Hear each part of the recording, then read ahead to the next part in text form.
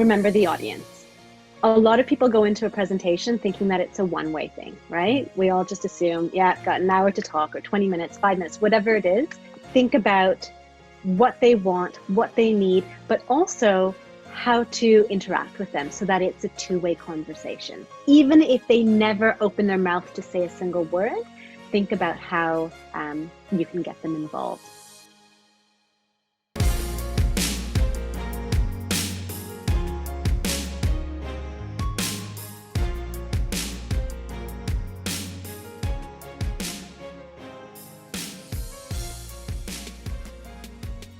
Hello, everybody, and welcome back to another episode of the 2020 podcast, bringing clarity to business, entrepreneurship, and life.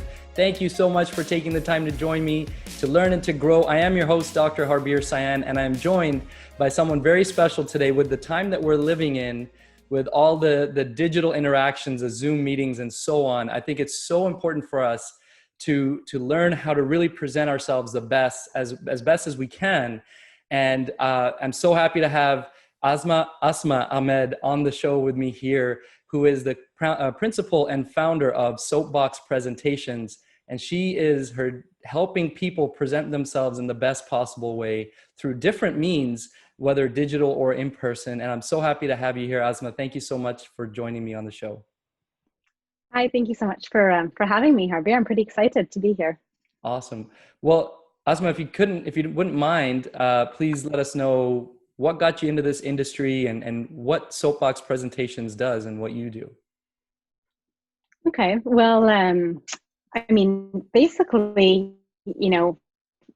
quite simply, I teach presentation skills. I help people get out there and do their presentation, speak up, and do that in the best possible way. But you mentioned it, that I help people present themselves, and that's because that's what I ultimately am doing. I do believe that when you are doing a presentation, whether you're speaking to a PowerPoint deck or not, or some words on a paper, you're actually ultimately presenting yourself. And that's why I believe it's so important to hone these skills. And that's what I want to help people with. As for how I got into this industry, I guess it's just, I was a bit of a nerd as a kid. It's just something that I enjoyed. People have different hobbies. I liked public speaking. And so I had a lot of cool opportunities growing up. And when I did finally grow up and enter the big bad world, I realized that there were a lot of people who were either afraid of speaking in public, doing presentations and that sort of thing. A lot of people that, quite frankly, that weren't doing it very well. And I had this belief, like I was just absolutely certain that that everyone could do a good job of it. And if they could overcome their nerves, and if they could figure out what they need to do and try it out and practice. So that's what brought me here, really. That's why I made it sort of my goal to help people with that. That's awesome. And you and I guess a little bit of a disclosure here, have worked together recently. And that's why I wanted to bring you on, because I've thought to bring someone like yourself on the show, because especially lately with all the digital meetings and things and presentations, and especially myself getting a little more into this space of speaking and whatnot, I felt like it was important to share some of these tips and tricks if we can. And then when you and I got a chance to work together recently, I was like, okay, well, this is a fantastic opportunity. Somebody who's clearly very good at what they do. Because you're putting these little training sessions on for us, and I think they went really well. But you touched on it already. Now, someone might look at me and say, okay, well, I'm doing a podcast, I do a bunch of stuff on social media, and I do some speaking stuff, and like maybe it kind of comes easy to me. And there's others who don't really feel as comfortable. But to be honest, I get nervous every time I do something like this. Even doing a podcast like this that I've done so many of before, I'm always a little nervous before I do it. But I know that that's like really extreme for others. Some people have a super crazy fear of speaking and public speaking.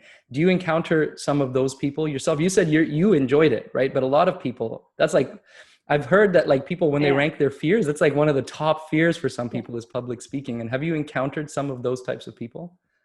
Absolutely. So number one, full disclosure, I get super nervous. I would say that even though I've been doing this since I was really young, every single time I would get incredibly nervous. Like I couldn't eat that day. I felt all those things that other people feel. But somehow I was able to overcome that, but I still felt it. Now, what I've seen, unfortunately, is absolutely, I work with tons and tons of people, and I'm talking, these are professionals, educated, successful, talented people. And so many of them suffer from that same sort of anxiety. It's so natural and so normal.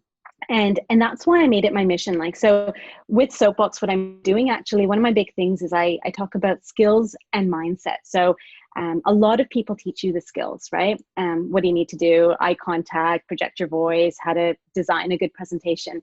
But I make it a point to spend a lot of time on the mindset piece as well, because so many people find the anxiety or the nerves debilitating. And I want to help them get over that. Like I've met people, I've worked with people who I've coached who, again, super talented. And sometimes they could get up there and overcome those nerves and do a pretty good job of it. And other times just bomb miserably. And so I think that it's so natural and normal. And it's actually really good too, to have that adrenaline pumping in you. So if you can figure out, I want to help people overcome that. And if you can figure out how to overcome those nerves, I think that all of us can do an awesome job.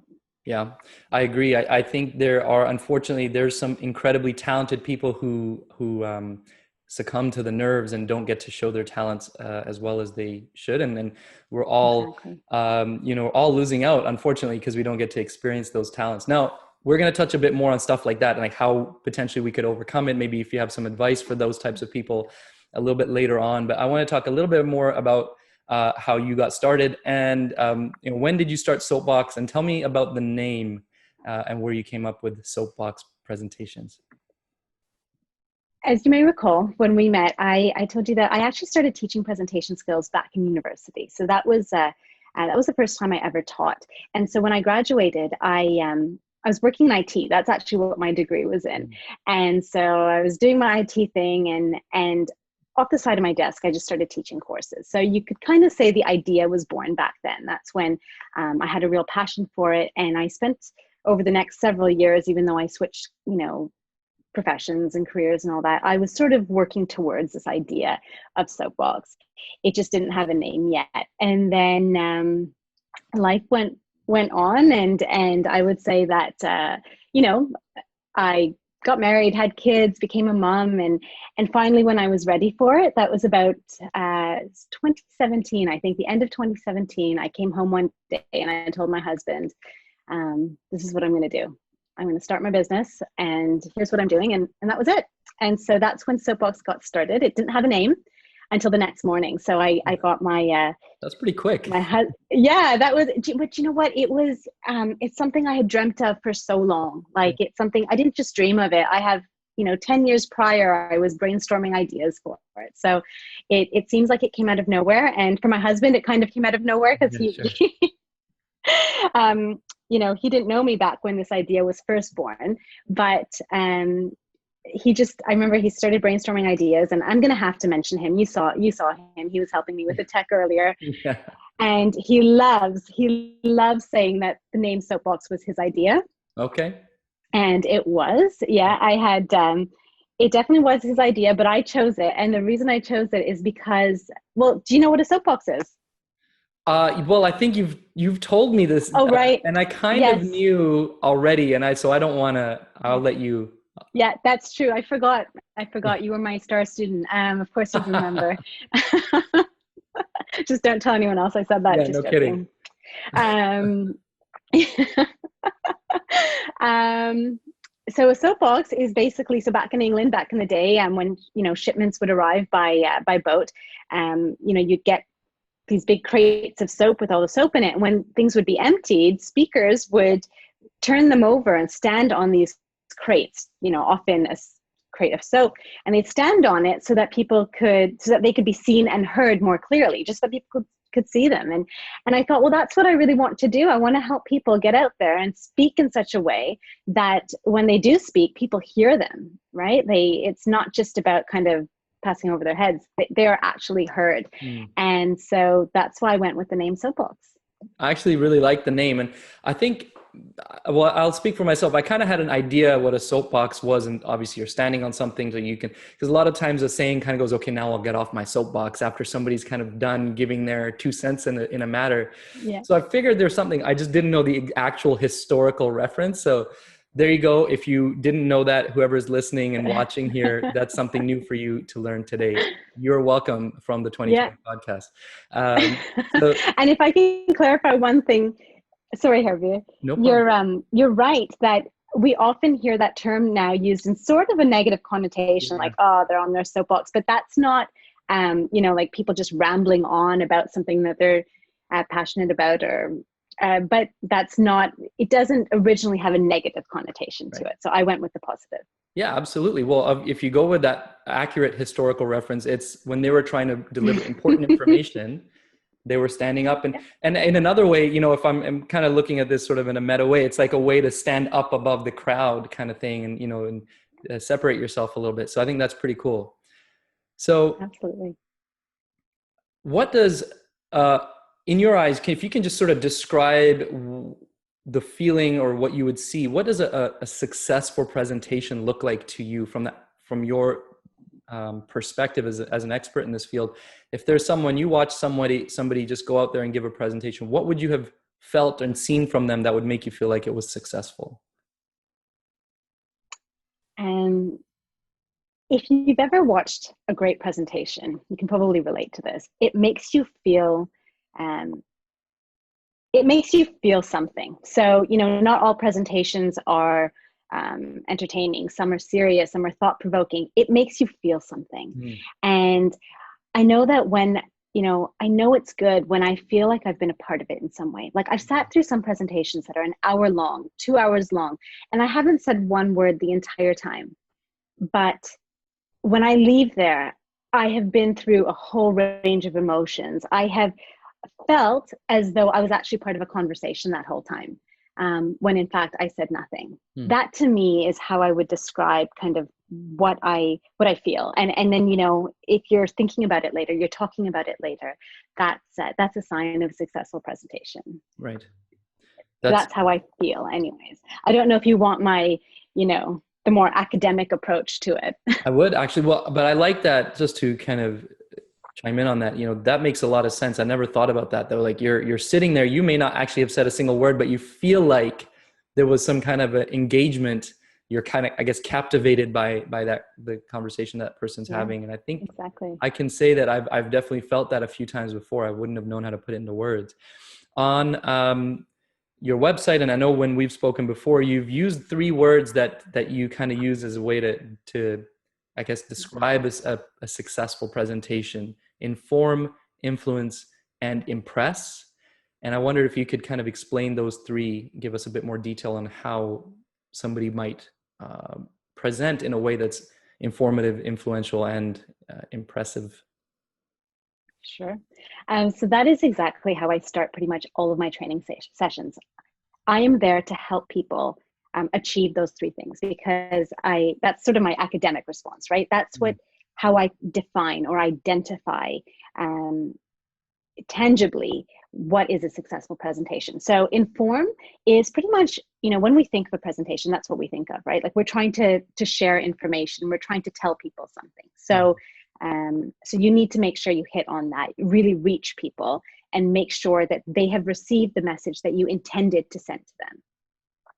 The influence piece, we don't always recognize. Like we don't always realize that we are in fact trying to influence our audience in some way. Sometimes, like I try to describe this to people, sometimes you're just giving a project update, but you want to influence them in the sense that you want to give them confidence that things are going on track, things are going well, you've got a handle on things. So there is almost always an influence piece. So that's number 2. And the impress bit, that's that wow factor. That there's so many different ways to do it, but it's just when somebody leaves there going, wow, that's pretty cool. Maybe that's when that feeling comes in, right? Yeah. And so, and my goal is to help people achieve those 3 things. I love that. And I think that's a really succinct way of putting it: inform, impress, and influence. inform, influence, and impress. The influence thing, as you're describing it, it reminds me of something Seth Godin says. I'm not sure if you're familiar with Seth Godin, but he, is sort of motivational, inspirational in a lot of ways, but at his core, he describes himself as a marketer. And he says that we are all marketers, in some way, shape, or form. As an optometrist, I wouldn't think of myself as a marketer. I think of myself as a doctor, but I am trying to influence my patient to do a certain thing, whether it's to follow a certain treatment plan or buy a pair of glasses or try certain contacts. And that requires some kind of marketing or influence. So we're always trying to influence people, even if we don't really realize it. Definitely Absolutely. if you're doing a presentation, you must be trying to influence them to do something. You're not presenting for absolutely no reason, right? So you definitely want to focus on the influence side of things as well. And here, if I can add something to that, even if you're not trying to, let's say, sell something, if you really can't figure out what you're trying to influence, just remember that you are marketing yourself, right? So it goes back to that first point I made earlier, that at the end of the day, you're presenting yourself and you are projecting an image to people, whether or not you like it. And you do that every time you interact with someone. And when you stand up to speak, you are definitely, under the spotlight. You are projecting an image. And so, you want to be careful about what kind of image you project. Being authentic, definitely. But you want to make sure that you project yourself in the best possible light. I think that's actually a really great idea. You're presenting, at the very least, you're presenting yourself, and you want to, in a way, influence people to see you in a good light. So you have to take all the, and again, we're going to touch on some of those things. What can we do to make sure we're presenting ourselves in the best possible way? We'll touch on that in a little bit. So something that I've heard you say, or I've read on your website, is that presenting is an art. And I like that. I tend to think of things more in a much analytical kind of,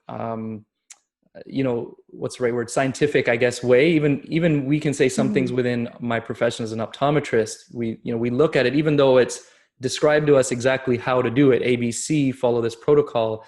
It looks very algorithmic and scientific. But then when you get into the finer details, it becomes an art of how do you interpret this information, or how do you use this tool. And I feel like presenting is the same. Like you could say, okay, well, here are 5 steps to present well, but then you could take those and kind of mold them in a different way and become special at it. So do you think, like in other forms or other industries or practices that are kind of considered to be artistic or have some kind of art form to them, do you think speaking is something that a talent that people are born with, like an artist who's born with the talent to paint? Or do you think it's something that can really be trained and practiced, and you can become an artist in a sense with that practice? With public speaking, I definitely subscribe to the growth mindset notion that, for sure, there are people out there who are born with an inclination or, to be good at it. Maybe it comes easier to them or not. However, I honestly believe that anyone can be good at public speaking. And if I didn't believe it, Soapbox wouldn't exist, right? I'd be kicking myself in the foot. I'd be a constant failure, taking a pretty big risk. That's fair. So yeah, Toastmasters wouldn't exist. I mean, tons of these things, like I have seen it. It's not just that I believe it. I've seen it over and over again, where you have people that not only that, were too nervous to do it, not only that perhaps didn't know how to do it well, but I've seen a lot of people that actually don't believe that they can do it. Like for them, they see a great speaker and they're like, oh, I wish I could be like that, but I'm not. I could never do that. I can't speak. And I've heard that time and time again. But I've then, when I work with people and I have people in my workshops or when I'm coaching them, I see it's amazing. It's so exciting to see the difference that it makes when people have that, the knowledge, when they have that deliberate practice, the conscious practice, and it's pretty cool to see people sort of grow in this art. Yeah, that's fantastic. And I mean, I was hoping that would be the answer that you gave, of course, that people could. And I would use myself as an example again, that I'm not to say that I by any means am a fantastic speaker, but I'm much more comfortable doing it now than I used to just a few years ago. And it's come from deliberately putting myself in the position to experience and grow. And just in that one answer, you referenced a couple of books that, or at least references of, content from books that I've read and I think were fantastic. So number one being the growth mindset. Is that what it's called? The one by Carol Dweck? Yes, it is. It's called Growth Yeah. Mindset. Fantastic book, obviously super important book. And then talking about deliberate practice, there's a few different books, I guess, that might reference that, but there's one called Peak, and then there's the one by Malcolm Gladwell. That's where he talks about the 10,000 hours. But he that's does Outliers. Outliers. Okay. Outliers. Perfect. Yeah. Perfect. So exactly. I love Malcolm Gladwell. By the way, just a total tangent off the 10,000 hour concept came from a guy named, I think, Anders Ericsson, who wrote the book Peak. And then Malcolm Gladwell took the idea and ran with it in Outliers and made it like this big thing that interesting. I didn't know that. So yeah, another fun fact from the 2020 podcast. So who do you think, I think you kind of already answered this, but like, who do you think should consider getting kind of more formal training as a speaker in presenting and that type of thing? Well, the obvious answer is going to be, anyone that obviously has to give presentations, lead meetings, facilitate meetings. That would be the obvious answer. But I would also say people that, such as yourselves, right? Like such as yourself, you said, when you're working with clients, you're working with patients, you're interacting with people and you're projecting a certain image. You want them to have confidence in you and in what you say. So pretty much anyone that interacts with people could benefit from speaker training. And sometimes you don't even need to look at what it is you do in as a profession. It can have huge impacts on your personal life as well, just because it can help you build confidence. And I think that's a big one. It really can help build confidence. Even if you're not giving like formal presentations or leading meetings, you're technically, again, presenting yourself in a lot of different ways. And definitely if you're a business owner and you have staff, I think it's actually quite useful in that regard too. So I've already touched on this and you have as well. Obviously, a lot of meetings these days are virtual. And I imagine your world, being this person who trains people to present, has changed quite dramatically since COVID interrupted all our lives. So I was just curious to see like what changed, like what was your work life like pre-COVID, and what's it been like post-COVID, and what happened in between? Did you have to make some big adjustments? Like what was that all like? Yeah, it was interesting when it first happened. I don't think anyone thought that it would be here for this long, right? I mean, I thought maybe it was sort of a couple of weeks of disruption. And a couple of days into that, I thought, no, I mean, it might be a month or so. Right.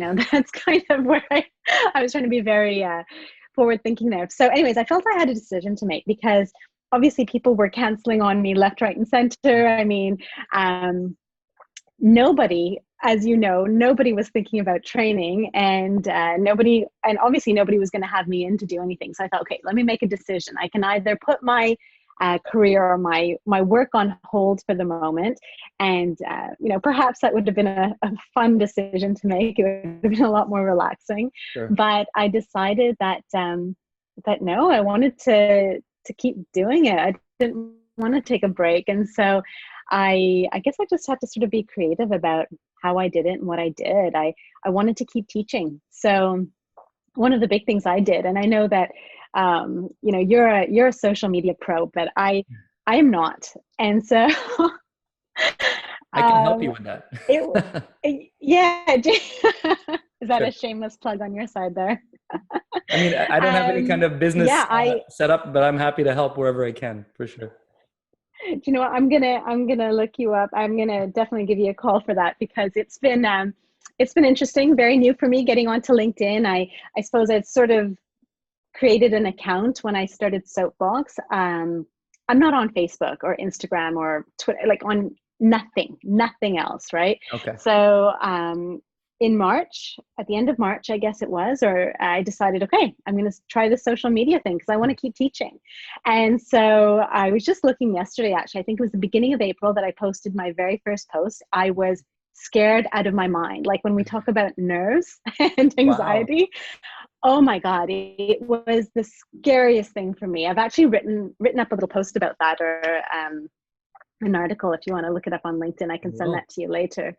But that's how I started, because yeah, I still wanted to get the message out there. And of course that slowly led into, I thought, okay, well, there's gonna be people that aren't on LinkedIn. So I redid my website and I started posting, just free resources on my website as well. Started a mailing list. And then I thought, okay, when I realized that this remote working setup was here to stay, I thought, okay, let's take this another step further, and took it up a notch with, as you know, people wanted to know how to deliver virtual presentations. So that became, that's basically what I'm doing now, teaching them how, and along the way, trying to figure out how I myself can teach this virtually and keep things interesting and engaging. And that's been the challenge. I love being with people. It's obviously, there's a different energy, right? When you're in person, and if you want to teach people how to overcome that barrier, well, you better be creative and think of some good ways to do it yourself. Yeah, definitely. It's different to try to reach someone through a microphone and a screen versus being in person. There's no doubt. Exactly. But that's interesting. It sounds like there was kind of a parallel. Maybe a lot of people felt this, to be honest, but like earlier this year, I'd kind of been working up to it anyway myself. I wanted to do create more content. I wanted to do more speaking engagements, and stuff was kind of getting lined up, and then boom, everything stopped. And then there was just like kind of obviously during the period where everyone was shut down, there was just sort of like an empty space there. And I tried to fill that, and I was like, oh man, I guess like, I don't know what I'm going to do now. And then all of a sudden, everybody wants to do stuff on virtual. Like it happened like instantly. It just, I guess everyone realized this is how it has to be. And then all these companies and stuff started to say, okay, we're just going to do webinars now. Get ready to do webinars. Yeah. And it just, like, it was a landslide all of a sudden. And obviously it's going to stay like this. Even when things kind of get back to we can be in person, I think we're still going to do a lot of these because it's really convenient for a lot of people. So kudos to you for making that switch, because I think that I can imagine that's probably difficult to change gears like that. Yeah, it was pretty crazy, but it was so worth it. And I think, as you said, this is going to be around to stay for a while. So I'm definitely glad I made that investment, because I hate to say, I'm definitely not glad that COVID happened, but had I not made that decision under the circumstances, I think Soapbox would have been worse off. I was actually just looking through some old workshop slides. One of my offerings is this 2-day workshop that I used to do in person, and I will do again. But I remember, or I looked through, and there was one slide. I had one slide on remote presentations. One, that's it. And I think even at the time, I kind of went, okay, well, we're not going to go through this together. You guys have some notes in your workbook. And if you have any questions tomorrow, ask me. Crazy. And as you know, we spent a lot of hours talking about virtual presentations. So got a whole lot more to say about it now. That's awesome. Well, I think that's a good segue. I've teased it a few times already, but I'd love for you to share sort of your top 5 things for anybody who's trying to create a great presentation. What are your top 5 things that you would recommend to somebody? And I'm assuming it's mostly going to be virtual now, but that things that somebody could act on now to make sure that they got the right things in place. So feel free to rank them if you think like most important to least important, or vice versa, or just 5 things that you think are important, and elaborate if you like to. Okay. So you did prep me on this question. So I did some thinking about it, because this one, I'm glad you gave me a heads up on this question, because it's a hard one for me. And I thought, okay, I can kind of tell you some really important things that your viewers can probably figure out just by, they probably heard before, or they can do a quick Google search and they'll see the same thing. So let me tell you some things that I think maybe people don't hear enough. Okay. Yeah. That's great. And I'll start with just the general, like if you want to get, top 5 things. Number 1, you've heard this before, but I have to say it again, just go for it. You know how you said you just sort of seized the opportunities and you just started speaking and, doing it? Yeah. I have to say that one. I mean, there's no better way to learn than to actually just kind of seek out opportunities, say yes to people when they ask. and just keep doing it over and over and practice, because it's the fastest way to, and the best way to really improve your skills. That's number one. Number two, believe that you can do it. So you've heard me talk a lot about mindset and confidence, and I 100%, believe that it's your confidence that can make such a huge difference, because number one, you need to believe in yourself so that you can achieve. And number two, you may have heard me, I think I said this in our workshop, was that confidence is contagious. So if you want people to believe in you and in what you're saying, you've got to exude that. And so believe in yourself. Speaking of energy, I guess I would say exude the energy, create the energy that you want the audience to feel. Sorry, I know you gave me a heads up on this, but it was still so hard, so I couldn't narrow it down. So I'm trying to think on the spot here to really tell you what's most important. I'm actually going to, if I could interrupt you for a second, so that, the creating the energy thing, that's so important, virtually even more than in person. It's so important in person too, though. Like, to create that captivating conversation or presentation, if you're low energy, like I've seen or been, in the audience or attending in some of those, and I'm sure I've given some of those types of presentations before. If it's so low energy, you can just feel it, like the audience is just sort of drifting away. How do you create that energy? And I'm specifically asking because I know you gave us some funny little tips and tricks before we started our little workshops. I wonder if you could just share a couple of those on, like, what's a good way to just get the blood flowing and get things pumping a little bit. If you got some music, can we do that dance activity again? You want me to play some music? Let's just pretend there's music playing. No, I'm not dancing for you. Okay, fine. Okay, but one of them was a dance. Can you just describe it? Like, what would you tell someone to do? Do you know what? Shut the door and make sure your camera's off. Favorite songs. Just turn on your favorite song. I swear to God, I do this before every presentation and every big meeting that I have. I didn't have time today, so I was singing in the bathroom. Oh, awesome. Just dance. Yeah, like just sing, dance, let it out. Like there are songs that I've got a playlist of my own. In fact, I don't just do this in private before people get on and start seeing me, but when I run a workshop, whether it be virtually or not, or if I've got a speaking gig, I actually turn music on as people are walking into the room.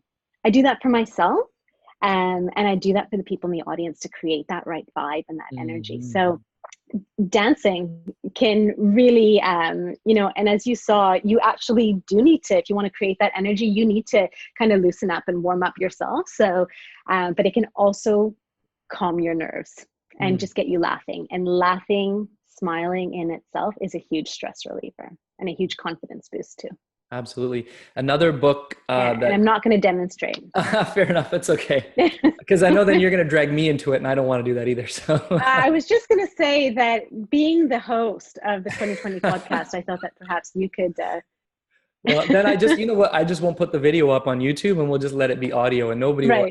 No, that's good. We'll leave it here. But another thing that you talked about, which is another great book that I'd recommend by Amy Cuddy, is the one on power posing. I forget what the book is called. It's Presence. I don't remember the name. Something like that, maybe. But in any case, I would love if you could just touch on maybe a brief, kind of in a nutshell, what that's about, power posing. Yeah, so I always teach all my students about power posing, and that is basically Amy Cuddy had done this research that showed basically that when you adopt a powerful pose, so when you essentially fake that you are confident, right? When you adopt an open and powerful pose, your body actually reacts. So there's a physical reaction that takes place inside of you where your testosterone levels increase and your cortisol decreases. So testosterone makes you feel strong and powerful and confident. And cortisol, when that decreases, then you have less stress, right? So it calms your nerves as well. And so there are a couple of different poses. The one that, as you know, the one that I got you guys all to do was the Superman or the Wonder Woman. Do you want to do that for your viewers? I mean, sure. Yeah, I think you Like it's should. just like Well, a big like chest out and yeah, like standing up nice and exactly. tall. Yeah, you'd stand up, legs apart and shoulders really far back. And you really need to work on getting the head up. And I gotcha. like I said, pretend that you were Superman or Wonder Woman. And you'd hold that pose for 2 minutes. And that's all it takes. So you can do that before an interview, before a meeting, before a stressful conversation, before a podcast. Not Okay. a bad idea. Not a bad, and Not I a bad will, idea. I will confess, because I read that book or audio book, whatever. It's been a little while, whenever it came out a couple of years ago. And so I tried it, and it's funny how it works. And then you're like, nah, this is stupid. This is dumb. I'm standing here like this Yeah. with a door closed. But it's 2 minutes. It actually feels like quite a long time. You start to feel it quite quickly. And the other thing I found is just smiling also is huge too. Like if you just sit there with a big corny grin on your face, Yeah. it's crazy how much difference that will make to your what's the right word, how you're feeling, your emotional state, your mood. Yeah. So pretty useful stuff. Do you know So what? sorry, go on. No, I was actually just going to say about smiling, because that's something that I talk about as well. There's actually a great book. I'm trying to remember what it's called. How the body knows its mind, or how the mind knows the body. Sorry, I wish I could remember the exact title, but smiling is one of the examples that they give, where they've done research to show that people who get Botox injections to force, Oh, right. Yeah. these parts of the face up, actually end up being less depressed. So they've done this research on people who are clinically depressed, and they show that through these Botox injections that raise the eyes and the smile, essentially what happens when you smile, they actually feel better during that time for the next couple of weeks or months that lasts. So Interesting. smiling is huge. Yeah. Crazy how the connections that we have, and we often have overlooked those. So we've only touched on two. We're still going to touch on at least a couple more points. Oh, right. I don't want Yes. to stress you out about it, but the first one was, say yes, take the opportunity. The second one was be confident, Yeah. believe in yourself. And number Yeah. 3. Okay. So 3 was create your own energy. Oh, 3 was Okay. create your energy. Sorry. Number Yeah. 4 then. Number 4, still trying to figure out what to cut out here. So number 4, I'm going to say, remember the audience. A lot of people go into a presentation thinking that it's a one-way thing, right? We all just assume, yeah, I've got an hour to talk, or 20 minutes, 5 minutes, whatever it is. We think of it as a one-way. Stop doing that. It's got to be all about the audience. So the way you design your presentation, the way you deliver your presentation, and think about what they want, what they need, but also how to interact with them so that it's a two-way conversation. Even if they never open their mouth to say a single word, think about how you can get them involved and participating. Great. Okay. Don't forget about the audience. And that's kind of creating that captivating, like what you're saying in the beginning, where you feel like, even if you haven't said a word, you feel like you're a part of that presentation. Yes. So that's really Yeah. important. And last but not least. Okay, well, it's actually between smile and something else. And we already mentioned smile now. So my last point is going to be just to have some fun with it. Have some fun, be yourself, think outside the box. I work with a lot of professionals, and I often get questions like, is it okay to have something funny in there? Or people have one way of thinking, the way they've always thought when they approach their work, what it's like in the office setting, or in their industry, or whatever it is. But remember that your audience is human, right? And so while keeping things professional, or appropriate and relevant, I mean, just, it's okay to just have some fun with it. And I think that inject a little of yourself and your style and your personality or your interests into your presentation. Yeah, I think that's so key. And if I can give a little bit of my personal experience on that, up until probably just this year, I often would, if I was giving any kind of presentation, I would try to be like what I think, like trying to be something other than what I am, essentially trying to be more professional, or trying to be whatever type of personality or persona that I think is appropriate. And this year, thanks to some advice that I got from a couple of different people, it was like, just be yourself. Honestly, forget about like people judging you if you come across a little nerdy or corny or Mm-hmm. whatever, you know, it might be. Just make that joke if it makes you more comfortable, and it'll come across more genuine. And definitely, I'm going to assume it's been working. I actually don't know, but I've been sticking with it. I've been sticking with it, and some opportunities have started to come around. So people have been seeing the presentations. I'm assuming it's working. So, and of course, for me, that's kind of being like a little, like I'm at heart a bit of like you were saying, I'm a bit of a nerd myself, a bit of a geek as well, and I make super corny jokes. I just embrace that now. I think part of it is having kids. I can just blame it on, like, I'm a dad. I have dad jokes. Either way, it's definitely helped me settle and calm down and like feel just more comfortable throughout. So that makes a lot of sense. Have some fun. Yeah, that's amazing. I like that. Can I just say something? I obviously, when we were doing the workshops and things, I had no idea that you were the social media superstar and the public speaker. Okay, and yeah, no, I'm when I found out, like when we connected on LinkedIn, and then so we found out, I checked your profile, and then I found out about your podcast. Now I thought, thank God I didn't know beforehand, because that's intimidating. I think that is pretty cool. I've checked out some of your, quickly scanned through some of your previous podcasts, and just looked through your posts and things. And it's pretty cool what you do. Thank you so much. I would never want to have ever intimidated anybody with any of the content, but thank you very much. It's, as I said to you, I think on LinkedIn, is like mostly just me trying to keep myself entertained and occupied.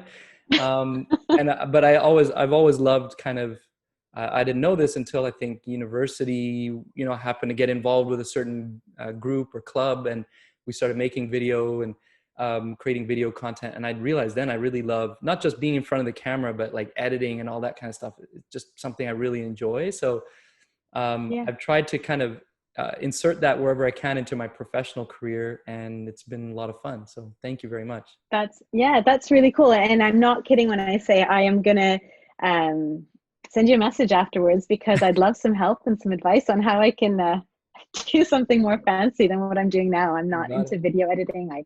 And I actually still hate being in front of the camera. So, well, I was going to say you have a significant advantage over maybe somebody else who might be looking to try to create content, because you spend a lot of time in front of the camera already.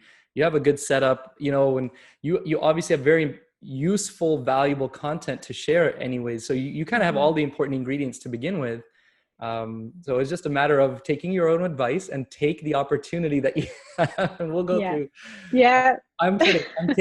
But we definitely, I'd be happy to talk to you more about that at some point. That'd for be sure. awesome. So Thank you. My kids think I was going to say, my kids think I'm really cool right now, because I'm being interviewed for a podcast. Yeah. But my son did say, so my son, very technical. He's like, well, why is there video involved in a podcast? I thought podcasts are audio. And I thought, I have no idea. Like, I don't know how that works. Well, now you know, because I enjoy creating video content. It'll also I did. Just before I said, I'm going to be on YouTube. And they honestly think I'm a bit of a superstar right now. So That's awesome. Great. Now we'll have a whole different age group of fans now, thanks to your son. Yeah, exactly. Awesome. Well, you mentioned it already. You have a LinkedIn account, and I'm going to make sure that you set up an Instagram account. But for now, where can people reach out to you and connect with you? You can connect with me on LinkedIn. I've also got, Soapbox has got a company page. So if you want to sort of just keep on track with my posts, definitely I'd encourage you to follow me there. And for those of your viewers who are not on LinkedIn, I post all of my resources on my website as well. And I've got a handy little guide there for anyone that's looking to do virtual presentations. So I've kind of we actually, didn't go into detail about virtual, but I've got a ton of tips on there to help people. So that's www.soapboxpresentations.com. Awesome. Yes, you're right. We kind of talk more general advice there, but if anybody who's looking to really up their game with digital virtual presentations, make sure you check that out. Can you repeat the website one more time? www.soapboxpresentations.com. Perfect. Soapboxpresentations.com. Any actually we're not done. Oh my gosh, I was about to end the interview and I haven't even asked you. There's two questions which I did not prep you for. I never prep the guest for, Okay. well, unless they've watched or listened to the podcast before. But there's two questions I like to ask every guest before we wrap up. So the first of those two questions is, if we could hop in a time machine and travel back in time to a specific point where you were struggling, let's say. Okay, now you can share that specific moment if you'd like. Some people do. Some people are embarrassed, but whatever you like. But I more importantly would like you to share, what advice would you give to yourself in that difficult moment? Do you know what? The first thing that comes to mind, and sorry that it is sort of related to Soapbox, but remember when I said that I spent a lot of time, I had this dream, I was doing it, I was teaching presentation skills, and then I spent a whole lot of time not teaching it. And along the way, somewhere along the way, life changed for me and I stopped believing in myself. So if I could go back to all those years where, you know, quite frankly, I was busy doing other things. I couldn't have started a company or a business back then, but in my, the old Asma is gone now. And I can't do those things. I can't do those things I used to do. I wish I could have spent that time instead saying, I'm still here. I'm going to do it. Not yet, not now, but it's still me. Because it took a long time for me to get there. But the day I realized that it's still me, that's the day I came home and told my husband, I'm starting a company. And that was it. That's fantastic. That's excellent. Sorry.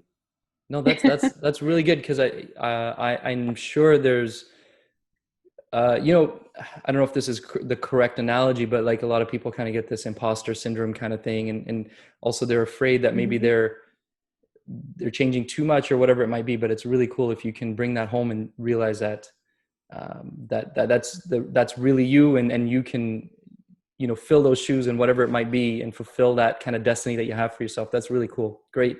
Thank you very much. And the last question is, with everything that you've accomplished so far, and I'm sure you have much, much more to accomplish, but everything up until this point, how much of it would you say is due to luck and how much is due to hard work? Wow, tough questions. I'd say for sure there's some luck involved. Being at the right place in the right time, meeting the right people. But I'd say that most of it was effort. And if I can throw one other thing in there, it's mindset too.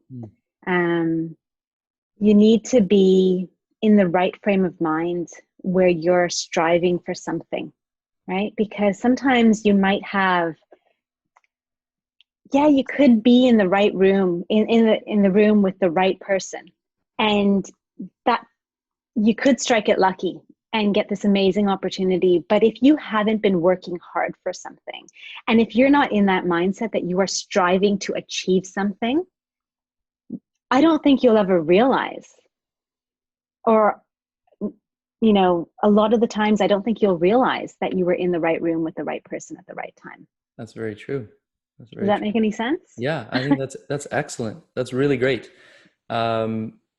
I think that, mindset is very much an important, extremely important factor. And if you, like you said, people will say, oh, you were just in the right place at the right time, but you could have been in that place and not known what to do, right? And not taken the step, or not been in the right frame of mind to make that make that leap. So that's very cool. I like that. I like that approach. That's great. Well, thank you for the super thoughtful answers. I know those questions they do kind of throw you a little off guard, but, and all the amazing insights that you provided before, all the advice and the tips on how to present well, because I think that's extremely relevant right now for so many people. So again, Asma, thank you so much for sharing all of that.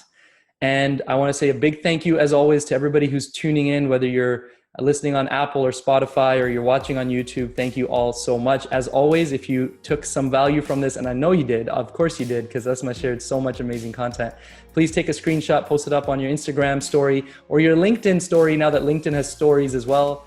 And make sure you subscribe to the podcast on Apple and drop a rating and subscribe on YouTube and leave a comment and like and all the good stuff that you're supposed to do when you like something. Thank you so much, guys. I appreciate all the support up until now. And thank you again, Asma, for all the amazing content today. Arvir, thank you so much for having me. It was a lot of fun, and I'm flattered to have been here. My pleasure to have you, for sure. Thanks.